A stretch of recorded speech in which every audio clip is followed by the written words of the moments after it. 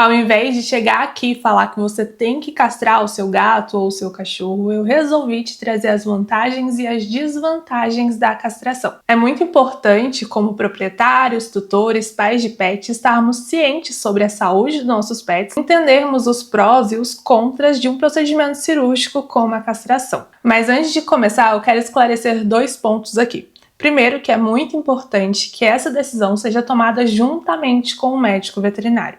E segundo, eu quero falar a diferença da castração e da esterilização. Muitas das vezes usamos esses termos como sinônimos, como se significassem a mesma coisa, mas não são. Quando falamos de castração, que é o que geralmente fazemos em cães e gatos, nós estamos falando da retirada do órgão, no caso do macho, ali os testículos, e da fêmea, o ovário e o útero. Já a esterilização é o que é feito no caso dos humanos, que no caso dos homens é a vasectomia e na mulher é a laqueadura. Ambos são procedimentos cirúrgicos, a diferença é que na castração nós retiramos ali o componente hormonal. Já no caso dos humanos, nós não tiramos esses componentes. Então, o hormônio continua ali influenciando no organismo da pessoa. Agora vamos começar a falar das vantagens da castração, tanto em fêmeas quanto em machos. A primeira vantagem, mais conhecida e mais debatida, é que esse procedimento ajuda a controlar a superpopulação de animais. Muitas das vezes as pessoas não conseguem controlar o animal, ele acaba fugindo, indo para a rua e acaba cruzando, o que acaba gerando uma gravidez, uma gestação indesejada. Então, nesses casos, a castração ajuda a evitar esses tipos de situações. Outra vantagem muito importante, também muito conhecida da castração, é evitar a piometra nas fêmeas. A piometra é uma infecção que ocorre ali no útero da fêmea e acontece em 25% das fêmeas não castradas. Além disso, ao castrar as fêmeas, nós reduzimos a chance do surgimento de tumores mamários, que infelizmente está sendo um dos mais comuns nos pets.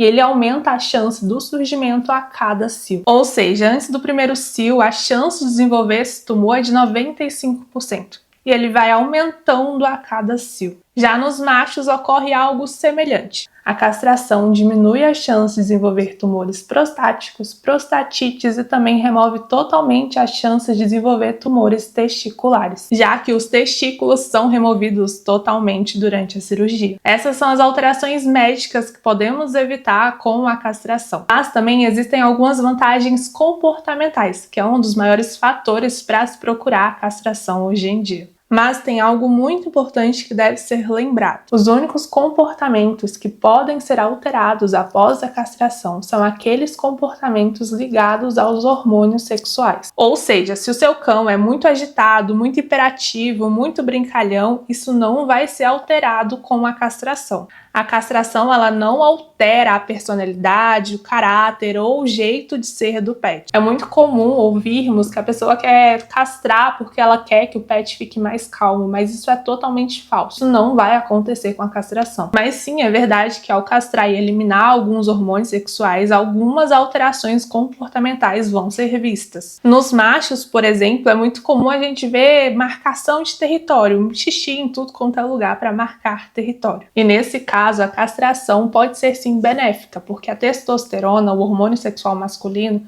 ele influencia totalmente nesse comportamento. Mas ainda assim, não é certeza que esse comportamento irá sumir por completo, porque ele pode continuar fazendo apenas por hábito. O mesmo vale para certos tipos de agressividade, mas atenção, existem muitos tipos de agressividade, então é importante procurar um comportamentalista antes disso. A agressividade entre machos, por exemplo, por causa de território ou por causa de uma fêmea, pode diminuir com a castração. E também podemos ver uma melhora no caso de fugas por causa de questões sexuais. O mesmo vale para comportamentos como a monta excessiva. Alguns estudos mostraram que alguns cães diminuíram em 65% ali a monta excessiva após a castração. Nas fêmeas, a pseudogestação ou gravidez psicológica também pode sumir após a castração. Mas é importante saber que nem sempre o fato do macho se interessar pela fêmea no cio vai sumir após a castração, principalmente dependendo da idade que o macho foi castrado, já que esse comportamento pode se tornar parte do aprendizado e do instinto do animal. E agora que falamos das vantagens, vamos falar das desvantagens da castração, porque é muito importante você entender os dois lados na hora de pesar a balança. A primeira desvantagem muito comum e super comentada é a obesidade, mas precisamos entender que isso não acontece em todos os casos, por mais que as pessoas tenham entendido que sim.